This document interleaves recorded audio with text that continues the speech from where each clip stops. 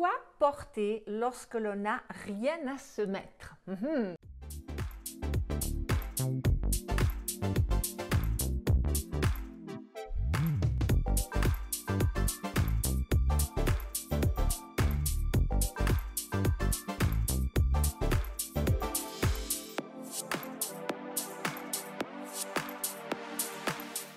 Bonjour, ici Mademoiselle M, révélatrice de votre meilleure image.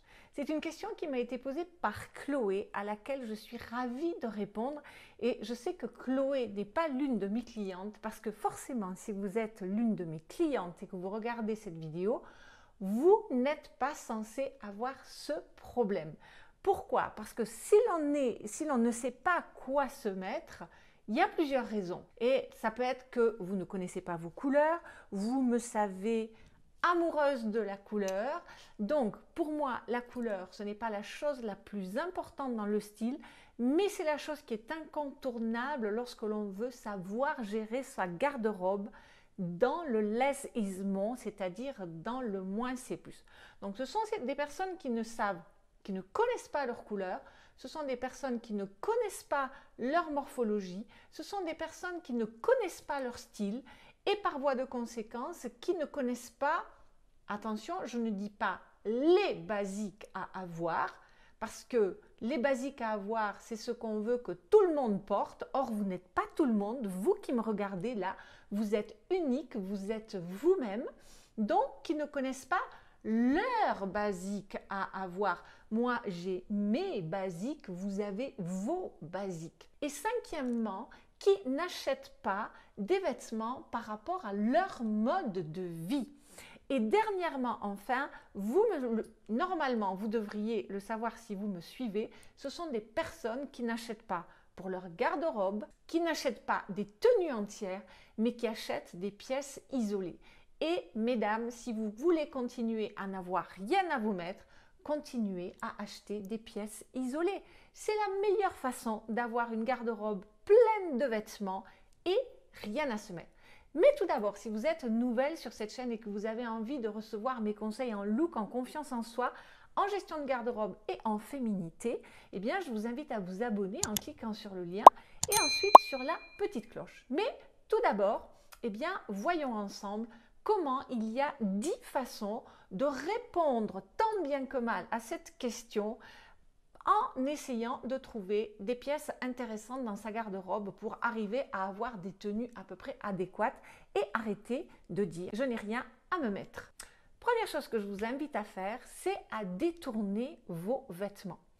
Il y a mille et une façons de détourner un vêtement. Ça peut être par exemple en prenant une pièce d'été et en lui associant un autre élément de votre garde-robe qui va vous permettre de l'amener dans une mi-saison. Alors, c'est un petit peu compliqué de transformer de l'hiver en été, de l'été en hiver, mais de passer par l'intermédiaire des mi-saisons, c'est un petit peu plus facile, par exemple en mettant un chemisier sous une robe. Ça peut être également en détournant une pièce de soirée en pièce de jour, comme par exemple en ayant une magnifique robe de soirée, vous mettez un pull oversize dessus, et vous avez une tenue de jour. Ça peut être également en allant chercher vos plus beaux foulards et en les détournant de l'article, de la pièce qu'on met autour du cou pour la mettre autour de sa taille.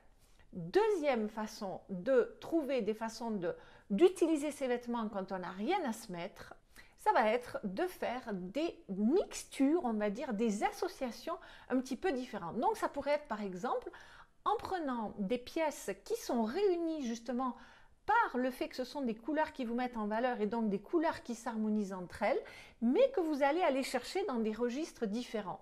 Ça pourrait être également en portant des choses de façon très différente, en faisant des associations vraiment très inhabituelles comme ça, des choses qui peuvent être inattendues. Et c'est véritablement la raison pour laquelle je vous invite à essayer. Parce que le problème, c'est que justement, si vous ne connaissez pas vos couleurs, vos formes, votre style, votre mode de vie, etc., c'est-à-dire comment bien acheter, eh bien c'est très difficile de faire ces opérations parce que ça va un petit peu dans tous les sens. C'est beaucoup plus facile quand, comme mes clientes, eh bien, vous savez de main de maître ce qui vous va et à ce moment-là, les associations se font comme par magie.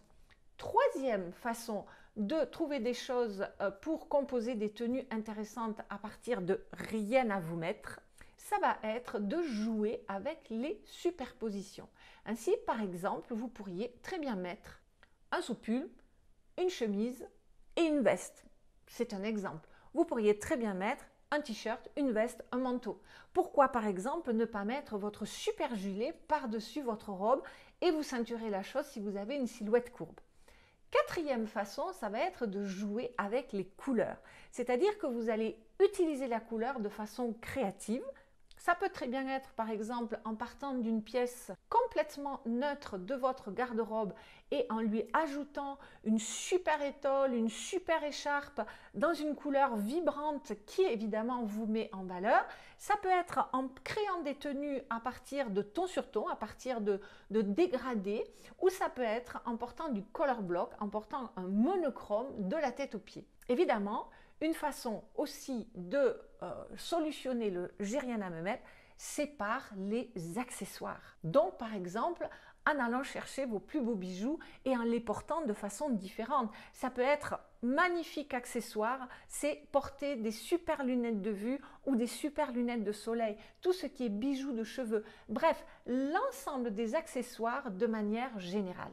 Une autre façon de casser le syndrome du je n'ai rien à me mettre, c'est par vos manteaux. Personnellement, je suis fan de manteaux, j'ai plein de manteaux parce que je trouve que les manteaux, que ce soit des manteaux très multicolores, ils vont avec plein de couleurs, que ce soit des manteaux colorés mais un petit peu plus sages ou que ce soit tout simplement des manteaux unis mais dans une super couleur et pas le sempiternel noir, beige, camel, marine, etc. Le manteau, c'est vraiment quelque chose qui va faire waouh sur votre look. Et puis, dernière chose, lorsque justement on connaît ses couleurs, ses formes, son style, on peut sortir de la garde-robe basique idéale pour aller chercher des pièces fortes.